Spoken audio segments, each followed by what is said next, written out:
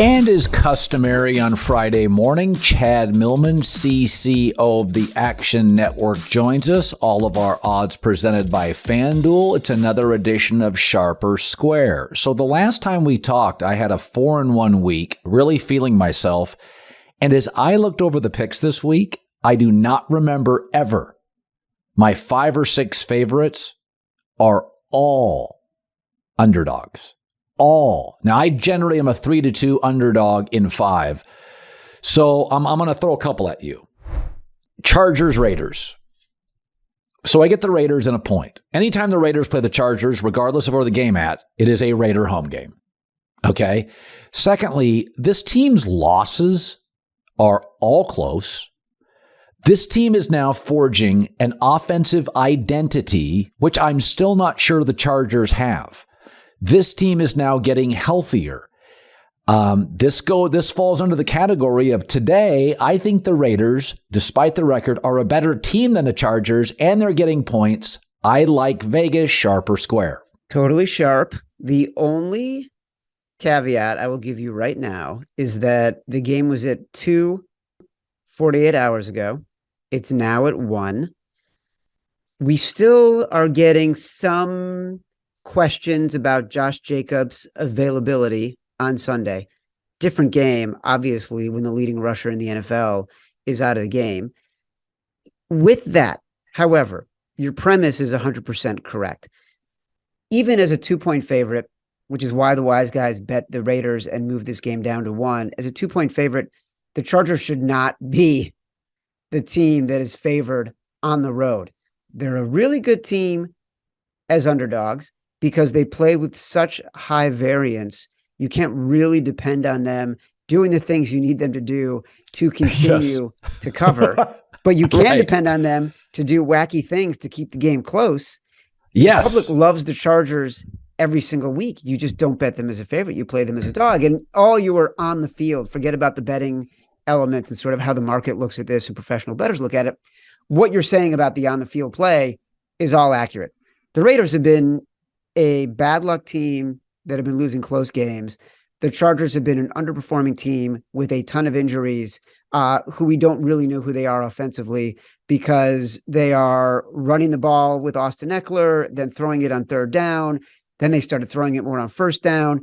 They feel schizophrenic. I think that teams understand that they don't really know what they're doing. There's not a lot of confidence there. Secondly, Lions are a very interesting team, especially at home. In the weaker NFC, they are still playing for a wild card. Jared Goff is not the problem. In fact, there are arguments to be made this year. At times at home, he's been the solution to a terrible defense. The Jags are coming off a huge emotional win. Pullback, market overvaluing them. Lions +1 at home, sharper square. So this line has been bouncing around over that 0 the entire week. It was Lions -1. It became Jags -1. Now it's back. Then it was Lions -1 again. So now you're back to Lions -1, short home favorite. Doesn't really matter. The wise guys are playing both sides of this. You are not going to find a consensus from professional bettors. It's whatever you choose, Colin, whatever you believe. I'm with you on the Lions. I will tell you that right now. Detroit loves to blitz. Trevor Lawrence, worst in the league against the blitz. 26th in the league is his ranking, according to PFF, 30th in yards per attempt. And you're also kind of selling high on the Jags right now. The Jags needed 15 things to go right against the Ravens to win that game. One of the things the Ravens did, they played zone defense, which Trevor Lawrence is better when he's playing against a zone. He's not very good playing man. That's what the Lions do. They're getting Jeff Okudah back this week. And I would say that the Lions, with Amon St. Brown playing, they're 6th on offense, according to DVOA, and they're 14th on defense since the bye. So, you know, think about the Bengals. They're 7th and 12th, respectively, for the season. So you're talking about a team that statistically is much better than what their record shows. I will say one more thing about the Jags, though.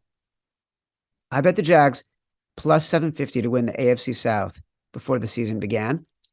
This is a critical game for the Jags to stay in contention, because they still got the Titans a couple times this year. So they still got a shot to win that division. This one seems odd. Philadelphia is a good home team, but the Titans are getting 4.5 off a loss, an exceptionally well-coached team, short week for the Eagles, and I do believe physically Tennessee matches up well. 4.5 seems like a randomly big number. I would be on the Titans side, sharp or square. Am I missing an injury? Nope, you're totally sharp. If you think 4.5 is randomly big, you should have seen it when it opened at 6.5 on Sunday, and then got bet down to 6, and then down to 5.5, and then 5, and then this morning it was at 4.5. The wise guys love Tennessee in this spot. Number one, it's a Mike Vrabel smash spot, right? He is covering at a 75% clip against the spread in scenarios where he is a dog of more than 3 points. So anything you're getting here at this point is going to be in that data set of when he's covering really well. But also, look, the Titans are number one in rush defense, according to DVOA. Again, very fancy stat that sort of buckets a lot of different numbers and gives you a high-end analytic look at how a team performs outside of just the raw, yards per carry, total yards, things like that. All the bettors use it, right? That plays to the weakness of Philadelphia, which is their passing game. And especially since Dallas Goedert has been out, Jalen Hurts has barely thrown for more than 200 yards, even though they've been winning the past few weeks. This team has struggled, right? And their run defense without Jordan Davis has been very vulnerable. So this plays to the strengths of the Tennessee Titans. All right. An ugly game, but I do think the Commanders have played with house money. A lot of close wins, a couple when they've been outplayed. Giants at home, getting 2.5 feels like the side. These divisional games, I almost always in this division love the points. Sharp or square, take the Giants and the points. Yeah, it's like the sharp side because there's only so many games to bet on in the NFL. And if you're a professional bettor, you try to find a way to bet on all the games, even if you barely have an edge. And this is one of those games where the Giants are kind of the edge, but there's not a lot of passion and enthusiasm. You want to talk about passion and enthusiasm, talk about Tennessee, right? You want to talk about milquetoast, not that interested, not going to make for like a game that wise guys are dying to bet on. Giants plus 2.5 for the situation. Giants at home. The Giants have been getting beaten up. It plays to this is an opportunity for Saquon Barkley to get healthy against a rush defense for the Commanders that isn't very good. The Commanders are a little overvalued because they've gone 6-1 and there's Taylor Heineke fever. But yeah, I guess if you got to bet it, you take the Giants, but not a ton of an edge. All right. Finally, I would not get the best number here. When the number first came out, I thought it was the bet of the week when I could get like the Dolphins plus 5. It's now like 3.5.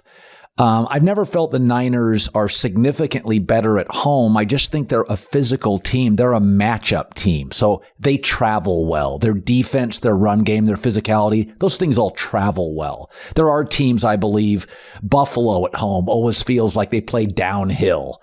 So the home field doesn't mean much to me. I also think Mike McDaniels knows Jimmy Garoppolo's weaknesses better than anybody.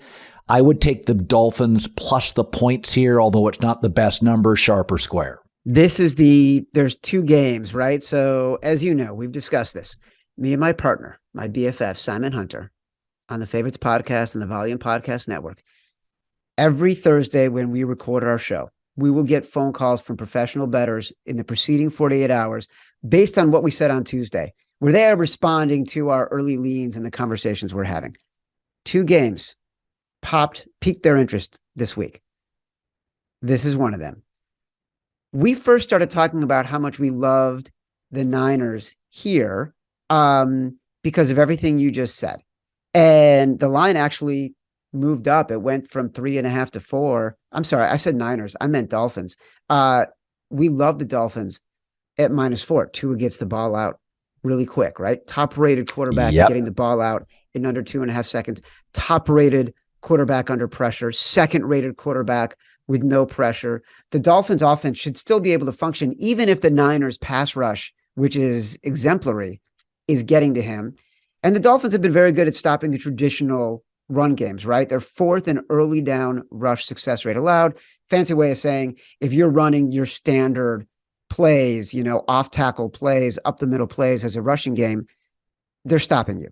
But the wise guys have been pounding the Niners in this game. You can see it in the money, right? The tickets are all coming in on Miami. 79% of the tickets coming in on Miami.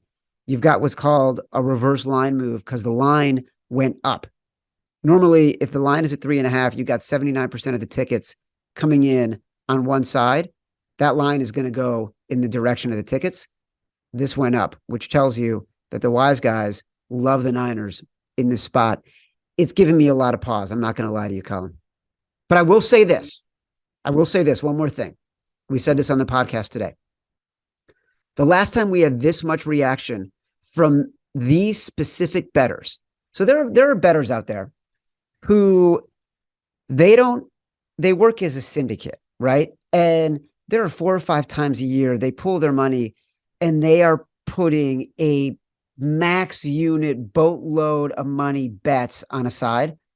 The last time we had this kind of reaction, we had talked about the Dallas Cowboys as 1-point favorites against the Minnesota Vikings. That's the kind of reaction we're getting for the Niners in this game. All right, we always end with me first asking you about a game. I just want your reaction. It's not one of my picks. And then a game that I should bet. You try to talk me into it. So a game I won't bet, I would take the Bengals plus 2.5. Hosting the Chiefs, that feels like the side to me. I think Cincinnati's got the most underrated defense in the league, and I actually think they match up really well against the Chiefs. You tell me, sharp or square, what's the side? Totally sharp. Yeah, I said there were 2 games that were getting the sharp calls. One was this Niners-Dolphins. The other is the Bengals-Chiefs. And so I agree with you. DJ Reader came back for the Bengals. They're just a better defense. They're playing like not a championship caliber defense, but they're playing like a defense that can stop people. Number one. Number two, Joe Burrow needed that first 4 or 5 weeks to get back into shape. That's why, we can talk about this game if you want. Deshaun Watson is playing for the Browns. The Browns are 7-point favorites against the Texans on the road. That's an absurd number. As bad as the Texans are, Deshaun Watson hasn't played a game in 2 years, right? Yeah. It is not easy to play quarterback in the NFL, no matter who you're playing. Joe Burrow might be one of the 5 best quarterbacks in the NFL, one of our volume colleagues, right? So he has been playing so well the past few weeks, even without Jamar Chase. He's at a different level. You get Joe Mixon back. You get Jamar Chase back. You get a Chiefs team that has not been blowing people out. So the wise guys love the Bengals here. All right. Tell me a game I haven't brought up. My guess was going to be Texans plus 7 against the Browns. Seriously. I do love it so. But there's a game that's even grosser. There's 2 games that are even grosser. You're not going to want to do it. It's a question. It's a testament to how far we've come. If you can commit to one of these games, Los Angeles Rams, plus 7.5 at home. The Rams are still a professional football team. They're not just going to roll over. It doesn't matter that Aaron Donald isn't playing, that Cooper Kupp isn't playing, that Matthew Stafford isn't playing. The Seahawks should not have been adjusted to be 7.5-point favorites on the road against the Los Angeles Rams. It makes no sense at all. Not with this defense. We saw last week what Josh Jacobs did. The Rams can still run the ball. That is one thing they can do. They can't protect anything. And with Bryce Perkins, who showed he was capable of running the ball last week. Yeah, he moves well. That gives them another dimension. That's one. It's gross week, I'm telling you. Number 2, Denver Broncos plus 8.5 against the Ravens. Oh, can't do it. Oh, look, the Ravens are beat up everywhere. Lamar is injured. They don't have their starting receivers. Mark Andrews is injured and hasn't looked right since he came back. They're missing Ronnie Stanley. This defense for the Broncos is wicked. All right. So do I think that they can keep it close against a much maligned, very injured Ravens team? I do, Colin. I want you to be there with me. I'll consider it. Be my betting buddy. Yeah, I've told you before. At night when it's time to go to bed, and like I go to bed earlier than my wife, and she's like up and she's like watching videos, and then like 15 minutes in, like she'll play a video out loud and start laughing, and I'm already asleep, and then it takes me 2 hours to fall back asleep. I'm like, Stace, be my sleeping buddy.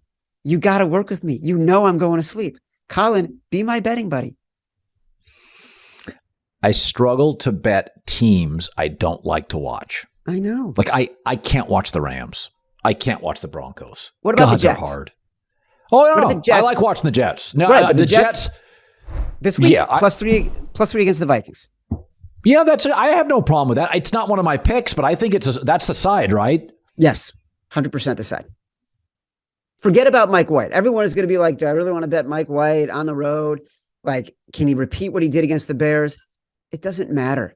You've got a phenomenally talented defense. You've got really good receivers. The Vikings have been living on luck and one-score games. You play the defense, you play the regression, you're getting a field goal with a good team, you take the Jets. Chad Millman, CCO, Action Network, all odds by FanDuel. Good seeing you, buddy. Good to see you too, buddy. I'll talk to you later. All right.